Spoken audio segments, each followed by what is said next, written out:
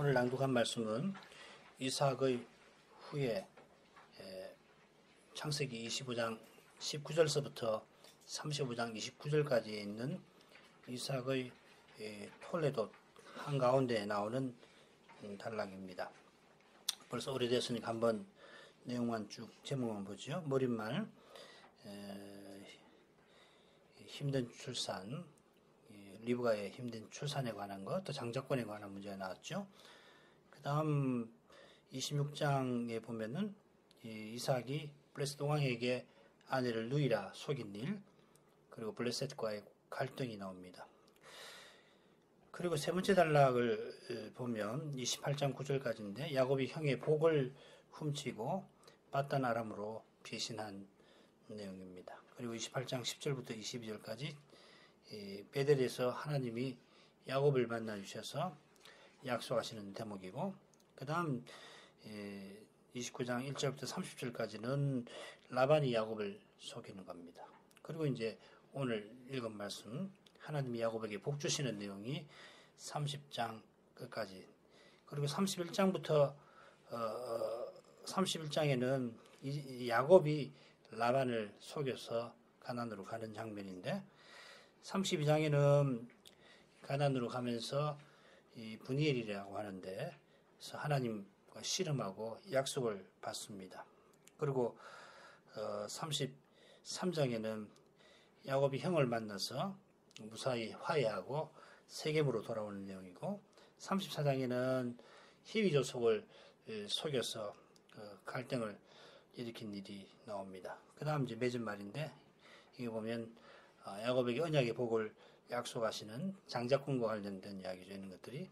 그리고 야곱의 아내 라헬의 힘든 출산, 그리고 베냐민 낳고 라헬이 죽는 장면으로 끝납니다.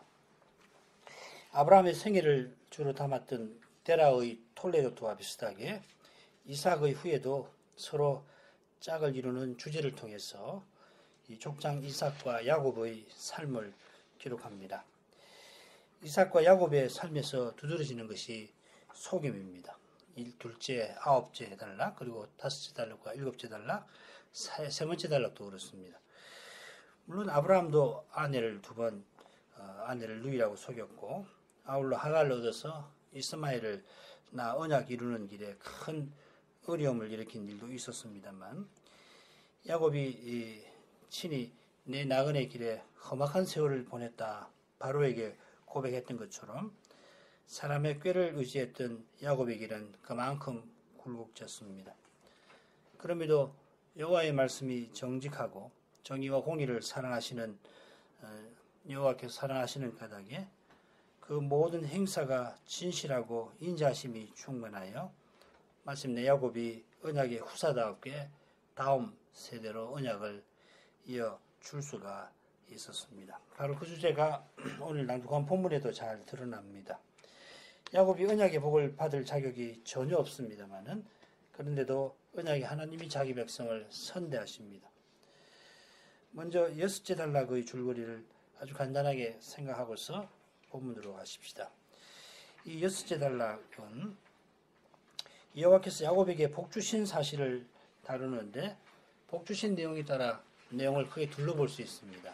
첫째 부분은 야곱이 11명의 아들을 얻는 자손을 낳는 내용이고, 둘째 부분은 야곱이 욕심 많은 라반의 집에서 재산을 얻게 되는 내용을 다루고 있습니다. 이 두 내용이 야곱의 중요한 결심에 의해 서로 연결이 됩니다. 그게 30장 25, 26절인데, 라헬이 요셉을 낳은 때에 야곱이 라반에게 이르되 나를 보내어 내 고향 내 본토로 가게 하시되 내가 외삼촌에게서 일하고 얻은 처자를 내게 주어 나로 가게 하소서. 내가 외삼촌께 한 일은 외삼촌이 아시나이다. 야곱이 내 고향 내 본토로 가겠다 밝히고 아내와 자식들을 데려가게 해달라 라반에게 부탁합니다. 이 내 고향 내 본토라는 표현은 묘한 긴장을 불러일으킵니다. 지금 야곱이 있는 이 바단 아람은 아브라함에게 내 본토였습니다. 여호와께서 아브라함들로 내 본토를 떠나 내가 지시할 땅으로 가라 하셨는데 야곱은 여호와께서 지시하신 땅을 이제 내 본토라 부릅니다. 이 표현에 드러난 야곱의 심정은 나중에 그 본문에서 살피기로 하고 야곱이 할아버지처럼 가나안에 가려는 뜻을 밝히는데 라반이 이 야곱을 다시금 붙잡습니다. 야곱의 외삼촌은 여호와께서 너를 인하여 내게 복 주신 줄을 내가 깨달았다 하고서 품삯을 주겠다고 제안합니다. 야곱은 마치 기다렸다는 듯이 대답합니다.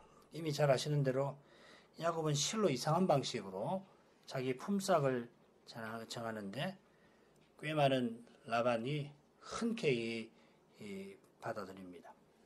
그 결과 라반이 생각했던 것과 달리 예상과 달리 야곱이 부유하게 됩니다. 하나님이 야곱에게 복 주신 것입니다. 야곱이 여전히 연약한 면이 있습니다만은 라헬이 요셉을 낳은 사건을 계기로 그의 생각이 달라진 것 같습니다. 하나님이 요셉을 주시면서 야곱의 마음을 가나안으로 향하게 하신 것 같습니다. 이는 창세기 마지막 톨레도토에서 전개되는 요셉의 삶과도 붙어 있습니다. 인생의 연약과 주의, 부족과 결핍에도 신실하신 하나님이 그 언약을 친히 이루어 나가시는 이 사실을 떠나서는 야곱이 가나안에 돌아가는 일을 생각할 수가 없습니다. 요셉의 순종도 여호와께서 요셉과 함께 하심에 있습니다. 자, 그러면 먼저 야곱이 자녀의 복을 누리는 대목부터 살피겠는데 이 부분은 크게 셋 혹은 넷으로 나눠볼 수 있습니다. 우리는 넷으로 나눠볼 텐데 야곱이 바단 아람에서 모두 11명의 아들, 딸 하나를 낳았습니다. 29장 오늘 읽은 본문은 라헬이 무자한 것과 레아의 출산에 관한 거고 그 다음에 30장 1절부터 8절에서는 라헬이 시기심에 불타가지고서 자기 시녀 빌하를 통해서 자식을 낳고자 하는 겁니다. 그러니까 이제 레아가 이미 넷을 낳고 출산이 끊어졌는데 자기 시녀 실바를 통해서 자식을 얻는 내용입니다. 그 다음에 이제 레아가 다시 출산을 하고 라헬도 아들을 요셉을 낳습니다. 모세는 야곱의 아들들이 태어난 순서대로 기록을 합니다만은 아들들이 태어난 약 14년 동안 야곱의 가정이 어떤 상태였는가를 절묘하게 보여줍니다.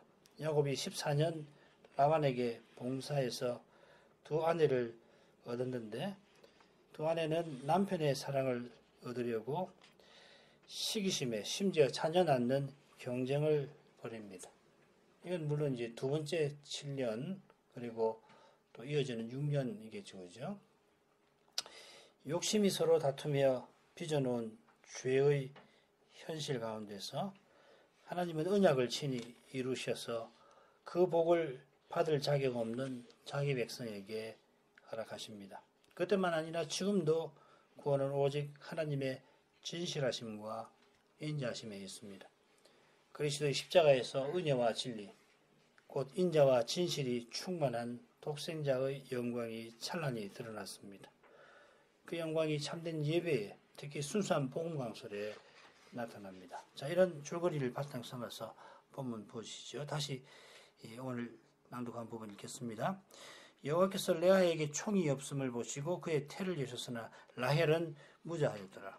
레아가 잉태하여 아들을 낳고 그 이름을 루벤이라 하여 가로되 여호와께서 나의 괴로움을 권고하셨으니 이제는 내 남편이 나를 사랑하리로다 하였더라. 그가 다시 잉태하여 아들을 낳고 가로되 여호와께서 나의 총이 없음을 들으셨으므로 내게 이도 주셨도다 하고 그 이름을 시몬이라 하였으며 그가 또 잉태하여 아들을 낳고 가로되 내가 그에게 새 아들을 낳았으니 내 남편이 지금부터 나와 연합하리로다 하고 그 이름을 레위라 하였으며 그가 또 잉태하여 아들을 낳고 가로되 내가 이제는 여호와를 찬송하리로다 하고 이로 인하여 그가 그 이름을 유다라 하였고 그의 생산이 멈추었더라. 레아가 네 아들 루벤, 시므온, 레위, 유다 네 아들을 낳은 사실이 이 단락 중간에 길게 나옵니다. 그리고 앞뒤로 짧은 머릿말과 맺은 말이 나옵니다. 머릿말을 보면 모세가 레아에게 총이 없음을 언급했는데 그 총이 없다라고 하는 그 표현이 이 시므온 낳은 이래 33절에 나오죠. 32절에도 비슷한 표현이 나옵니다. 나의 괴로움이라는 표현인데 그건 뭐냐면 내 남편이 나를 사랑하지 아니함입니다. 레아가 처음 두 아들을 낳을 때에 자기가 남편의 사랑을 받지 못한 사실 그것을 언급을 했는데 다시 두 아들을 낳으면서는 표현이 달라집니다. 남편이 자기와 연합할 것을 바라고 여호와를 찬송합니다. 자, 이런 배경에 비추어서 머릿말 마지막에 짧게 라헬은 무자하였더라 하는 표현이 이 야곱의 가정에 닥칠 갈등이 어떤 것인가를 암시하고 있습니다. 자, 그러나 이 갈등의 현실을 여호와가 살펴보셨습니다. 여호와께서 보셨다. 31절 상반절에 우리가 시편 33편에서 살핀 대로 여호와는 보시는 하나님, 감찰하시는 하나님이신 까닭에 그 인자하심을 바라는 자를 긍휼히 여겨 구원하십니다. 하나님이 레아가 총이 없음을 보시고 그를 불쌍히 여겨 그의 태를 여셨습니다. 이 총이 없음 말은 남편의 사랑이 없다는 이야기인데 남편에게 사실은 미움 받음을 뜻합니다.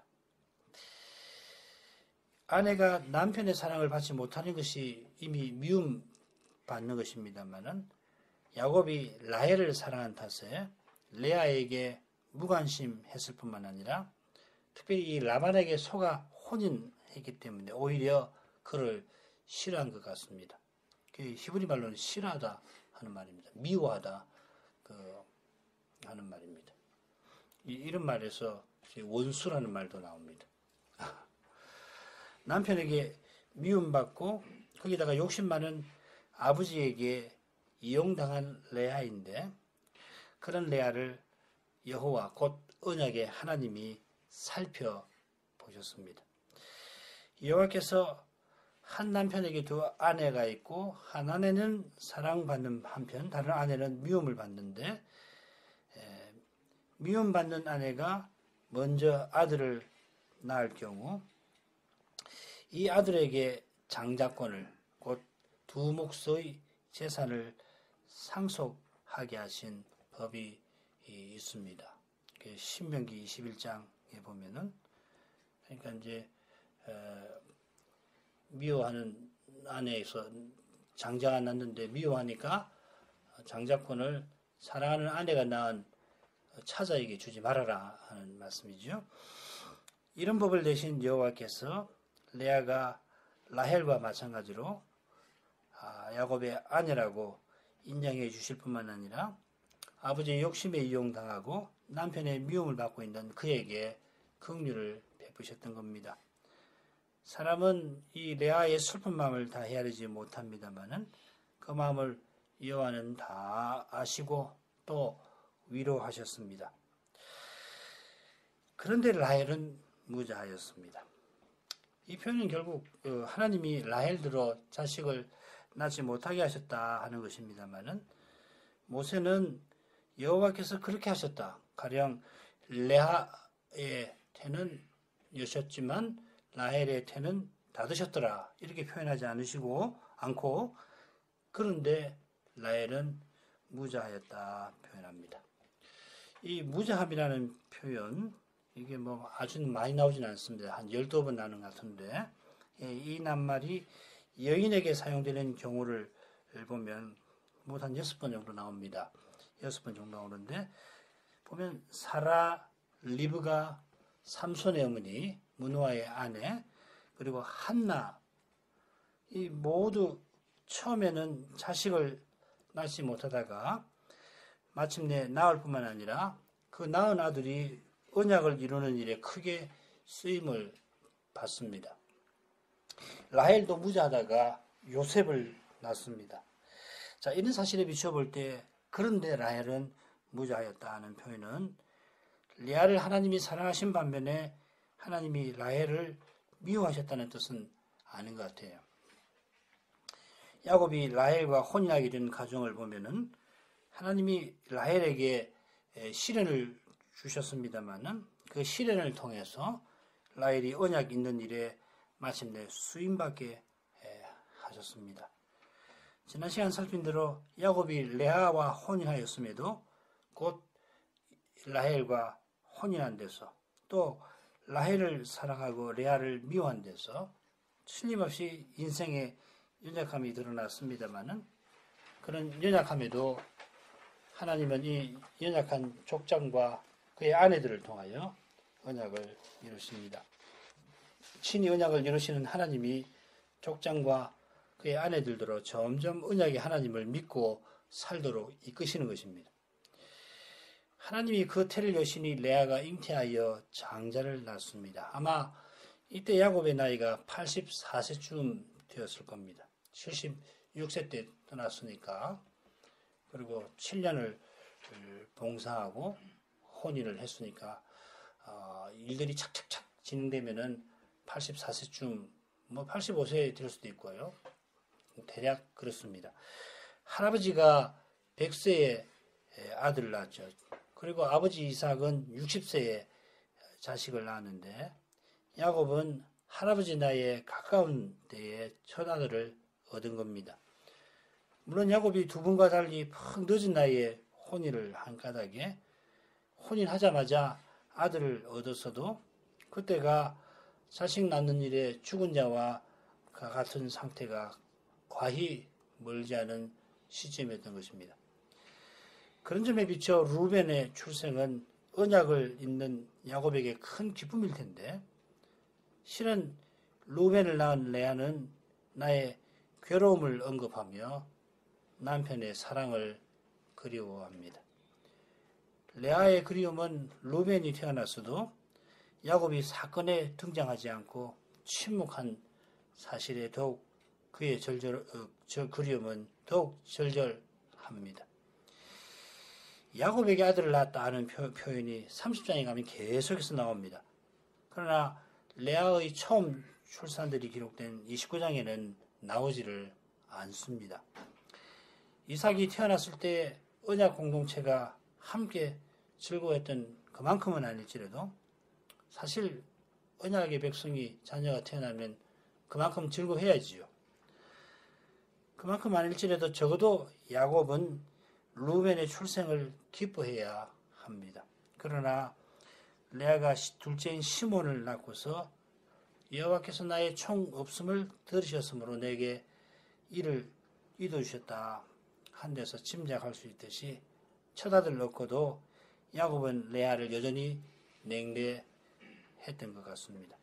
내일 모레면은 할아버지 아브라함처럼 자식 낳는 일에 죽은 자가 될 야곱이 여전히 로맨스의 꿈속을 헤맨 것인지는 잘 모르겠습니다만은 인생들의 이 연약한 형편에서도 하나님은 약속하신 대로 언약을 이루어 가십니다.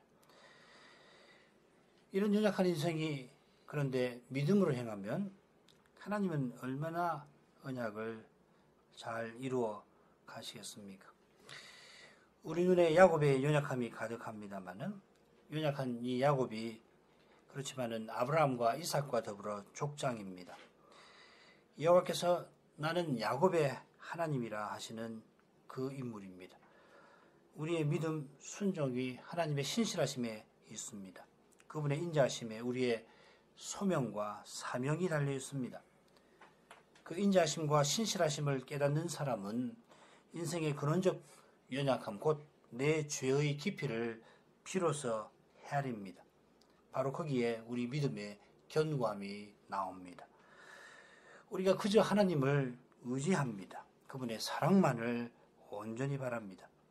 남을 비난할 마음이 생기더라도 이내 그 마음을 접어버리고서 겸손히 하나님의 은혜를 구합니다. 따뜻한 시선으로 다른 이를 대하게 됩니다. 다른 이의 삶에서 그리스도를 봅니다. 심지어 믿지 아니하는 삶에서도 생명과 호흡과 만물을 주시는 아버지의 사랑을 발견하고 그 하나님을 생각합니다.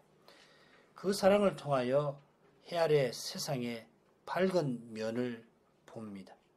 죄의 현실에서 밝은 빛을 비추시는 그리스도의 그 얼굴을 직접 배울 날을 소망합니다. 그 소망이 죄의 얼굴 앞에서도 우리로 밝은 웃음을 잃지 않게 합니다. 슬픈 이와 함께 울지만은 즐거워하는 이와 기꺼이 함께 웃게 만듭니다. 늘 기뻐하려 합니다. 항상 감사하려 합니다. 쉬지 않고 기도하며 그런 마음을 품으려 합니다. 레아가 또 아들을 낳고 내 남편이 지금부터 나와 연합하리로다 합니다. 지금부터보다는 이제는 하고 번역하는 것이 나을 듯합니다. 새 아들을 낳았으니까 남편의 마음이 돌이킬 것이라 생각하는 겁니다. 여기 이 연합한다. 히브리 말로는 라바라는 말인데, 라바라는 말인데, 이 표현에서 셋째 아들의 이름 레위, 히브리식으로 발음하면 레위가 나왔습니다. 이 라바라고 하는 말은 언약 관계를 특별히 가리킵니다. 레아는 남편이 하나님께 서약한 대로 자기를 대할 것이라고 바랍니다.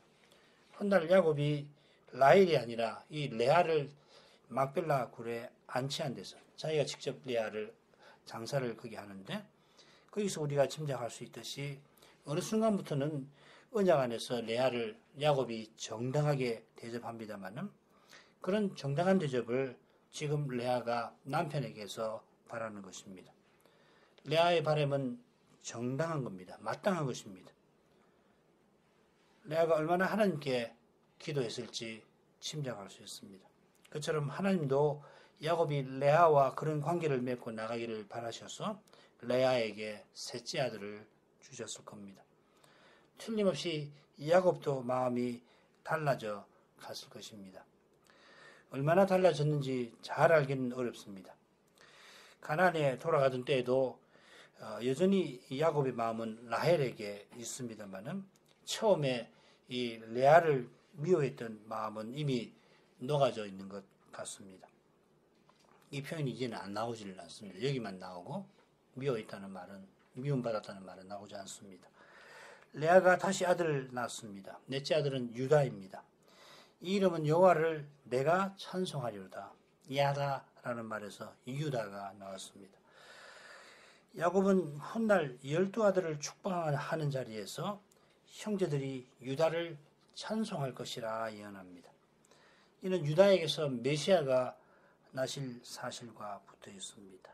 라헬에게서 태어난 요셉이 언약 이을자가 됩니다마는 결국 이 유다가 장자가 됩니다. 하나님이 하시는 일을 인생이 다 헤아릴 수가 없습니다마는 그분의 사랑이 이 모든 일을 이루십니다. 이 사랑이 십자가에 나타났고 십자가에 달리신 하나님이 유다 지파에서 태어나신 이 사실이 이스라엘의 역사를 바르게 보는 빛을 비춥니다. 우리의 굴곡진 삶 역시 자신도 잘 모르는 우리를 위하여 부활하신 그 그리스도 안에서 우리의 굴곡진 삶도 바르게 보입니다. 거룩하신 아버지, 야곱이 아버지를 속이고 멀리 밧단 아람으로 홀로 빈손으로 도피해야 했는데 그런 야곱을 버리지 아니하시고 그에게 나타나셔서 함께 하시겠다 약속하셨습니다. 그 약속대로 하나님은 여전히 사람의 꾀를 유지하는 야곱과 그의 가정의 언약을 친히 이루어 주신 것을 오늘도 살폈습니다. 친히 언약을 이루시는 하나님이 야곱과 그의 아내들 또한 그의 아들들을 친히 언약 백성다웠게 이끌어 주셨습니다. 야곱의 아들들이 시기심에 동생을 요셉을 애굽에 팔았지만은 하나님이 그 요셉과 함께 하셔서 야곱과 언약 공동체를 기근에서 건져주실 뿐만 아니라 시기심의 저 두려운 죄에서도 건져주셨습니다. 그처럼 야곱이 레아와 라헬과 혼인하는 과정과 그 후에 그 부부간에 생긴 일들, 그 일들의 결과가 언약을 이루어 나가는 길에 큰 장애가 될 수 있었지만은 그런 현실에서도 주님이 함께 해주시고 연약한 자기 백성에게 언약의 복을 내려주셨습니다. 구원이 오직 하나님 은혜와 사랑에 있음을 다시금 깨닫습니다. 저희가 지금 누리는 모든 좋은 것, 특별히 주님의 교회로 서 있는 이 모든 것이 오직 은혜에 있음을 저희 처한 현실에서 더욱 실감합니다. 그처럼 저희가 주님 은혜에 항상 미치지 못하는 것을 고백합니다. 특별히 저희가 이 부끄러운 현실에 처한 것은 주님이 주신 은혜로 저희 마음을 높인 데에 있음을 고합니다. 은혜의 주님을 높이며 더욱 겸손히 주님의 은혜를 구해야 마땅한데도 이만하면 되었다 하는 자부심이 저희에게 있어서 이런 저희를 주님이 낮추고 낮추셨습니다. 이미 저희가 심히 부끄러운 데에 차였습니다마는 그러나 더 부끄러운 자리에 저희를 떨어지게 하실지라도 그 주님 앞에 저희가 아무 드릴 말씀이 없습니다. 다만 저희 교만을 용서해 주시고 저희를 향한 그 변함없는 사랑을 나타내 주셔서 주님의 교회답게 겸손히 주님의 이름을 함께 부르며 살아갈 수 있게 해주시기를 구합니다. 주의 그 거룩하신 이름의 영광을 위하여 저희 죄를 사해 주시고 다만 주님의 말씀이 순수하게 전파되고 받아지게 하셔서 주님의 거룩한 사랑이 저희에게 나타나며 저희를 통하여 이 나라에도 나타나게 해주시기를 간절히 기도합니다. 자비하신 아버지, 얼마 되지 아니하는 저희 교회들이 신학교를 세워서 다음 세대에 말씀을 전할 목회자를 양성할 뿐만 아니라 힘을 주시면은 한국 교회를 개혁할 목사 후보생들을 위탁받아 그들에게 말씀을 가르치고 나아가 중국과 북한 선교를 위한 기회로 삼게 하셨습니다. 저희가 심히 연약하게 되었습니다마는 주님이여 이 뜻을 기뻐하셔서 친히 이루어 주시기를 간절히 기도합니다. 새학기에 신학교에 필요한 모든 것을 허락해 주십시오. 무엇보다 하나님 말씀을 신학생들에게 가르쳐 주십시오. 복음을 순수히 전하는 목회자가 이 시대의 실로 절실합니다. 자비하신 아버지, 날마다 우리의 모든 짐을 져주시는 그 사랑을 바라봅니다. 그 사랑을 저희 모두에게 나타내 주시되 특별히 저희들 가운데 몸이 연약한 이들, 병든 이들에게 나타내 주십시오. 누구에게 그 마음을 털어놓을 수 없을 만큼 위로운 이들의 그 마음을 다 살펴주시고 위로해 주시옵소서. 주님만이 실로 참된 위로이십니다. 가난한 이들에게 날마다 일용할 것을 주시며 주신 그 소명들을 이루는 데 필요한 것을 내려주옵소서. 핍박받는 믿음의 형제들을 불쌍히 여기시고 영원한 구원의 소망 가운데 주께서 함께해 주심을 깨달아서 죽음과 같은 현실을 견디며 이기며 나아가게 붙들어 주시옵소서. 저희 사는 이 나라가 전쟁의 위협에서 좀 더 벗어나게 해주시고 가난한 백성이 좀 더 국가의 보호를 받으며 이 사회가 좀 더 정의로운 사회가 될 수 있게 해주십시오. 대통령을 비롯한 장관들, 헌법재판소장과 대법원장을 비롯한 재판관들, 국회의장을 비롯한 국회의원들, 지방의 방백들이 좀 더 헌법과 법률을 준수하고 자비한 심정을 품게 해주십시오. 미국의 대통령을 위시한 통치자들이 하늘의 왕이신 주님께서 그들을 친히 주장하셔서 하늘과 땅의 모든 권세로 아버지의 뜻을 더욱 이루어 주시옵소서. 예수님의 이름으로 기도합니다. 아멘.